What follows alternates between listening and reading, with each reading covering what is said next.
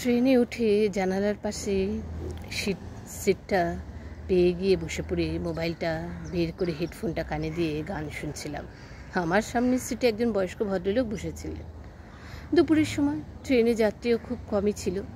হঠাৎ ট্রেনে ticket check করতে আসতে দেখে ভদ্রলোক ভয় পেয়ে গেলেন। তার হাবভাব দেখে আমি জিজ্ঞেস করলাম, টিকিট কি কাটা হয়নি আপনার? ভদ্রলোকটি খুব শান্ত স্বরে বললেন, ট্রেন স্টেশনে ঢুকে যাওয়ায় টিকিট কাটার সময় পাইনি, আর আমার কাছে ফাইন দেওয়ার মতো টাকা নেই। আমি তাকে অভয় দিয়ে বললাম, চিন্তা করবে না, ফাইনের টাকাটা আমি দিয়ে দেব। আমার কথাটা শুনে দেখলাম তিনি খুবই আনন্দিত হলেন। কিন্তু টিটিকে দেখলাম কোনো কারণবশত আমাদের কাছে টিকিট চেক করতে না এসে হিজলি স্টেশনে নেমে পড়ল। যাই হোক, আমি তাকে জিজ্ঞেস করলাম, কোথায় যাবেন? বয়স্ক লোকটি একটু ভাবনায় পড়ে গেলেন। তারপর বললেন, হাওড়া যাব ভেবেছিলাম, কিন্তু এবার ভাবছি বাঁকুড়া যাব। তার কথা শুনে আমি একটু অবাক হলাম। তিনি বললেন, জানো মা, আমার নাম বীরেন মণ্ডল। আমি একটা কোম্পানিতে কাজ করতাম। 2 ছেলে আর 1 মেয়ে রেখে আমার স্ত্রী মারা যায়, আর বিয়ে করিনি এই ভয়ে যে সতীন মা এসে আমার বাচ্চাদের উপর অত্যাচার করতে পারে। বাবা হয়েও আমি তাদের মায়ের মতো খুব আদর যত্ন করে বড় করেছিলাম। যা টাকা রোজগার করতাম ছেলে দুটোর পড়াশোনার পেছনে খরচ করে ফেলতাম। বড় ছেলে এখন স্কুল মাস্টার আর ছোট ছেলে ইঞ্জিনিয়ার। বড় ছেলে এখন স্কুল মাস্টারি করে, কিন্তু আমাকে তেমন দেখে না। সে ছোট ছেলে ইঞ্জিনিয়ার, সেও দেখে না। মেয়েটাও আমার পড়াশোনায় অনেক ভালো ছিল, কিন্তু 3 জনের পড়ার খরচ চালাতে পারছিলাম না বলে মেয়েকে উচ্চ মাধ্যমিক পাশ করিয়ে বিয়ে দিয়ে দিলাম।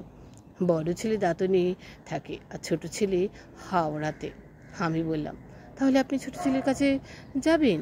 কথাটা শুনে তিনি খুব করুণ সুরে বললেন, 2 ছেলে বিবাহিত, তাদের ছেলে মেয়ে নিয়ে থাকে।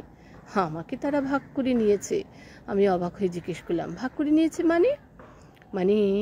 15 দিন, মাসের 15 দিন বড় ছেলে আর 15 দিন ছোট ছেলের বাড়িতে থাকি। তারা ভাগ করে বৃদ্ধ বাবার প্রতি ছেলে হওয়ার দায়িত্ব পালন করছে। ছোট ছেলের বাড়িতে ছিলাম, শরীরটা খুব খারাপ ছিল, কিন্তু 15 দিন পার হয়ে গেছে। বৌমাকে বললাম একদিন পর যাব, কিন্তু বৌমা শুনল না, চলে যেতে বলল বড় ছেলের বাড়িতে। তা না হলে আর খাবার মিলবে না।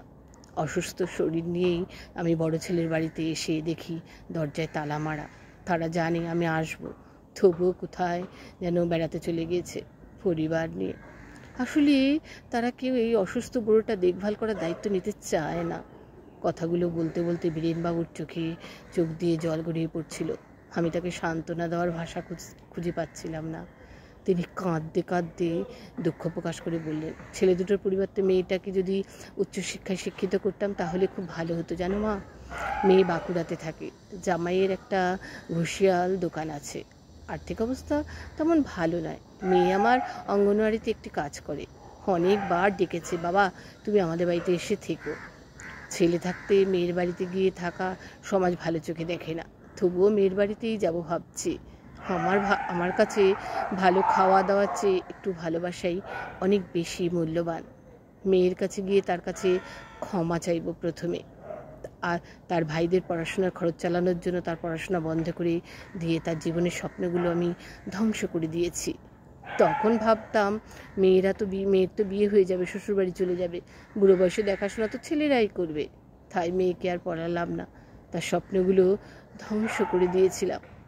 বীরেনবাবুর কথাগুলো শুনে খুব কষ্ট হচ্ছিল। মনে মনে বললাম, বাবা মায়ের দায়িত্ব ছেলে মেয়ে যতদিন না সমানভাবে বহন করতে শিখবে ততদিন হয়তো সমাজ নিজেদের ছেলে মেয়ের প্রতি বাবা মায়ের ধারণা বীরেনবাবুর মতোই থাকবে। সহমত পোষণ করলে একটা লাইক করে দেবেন।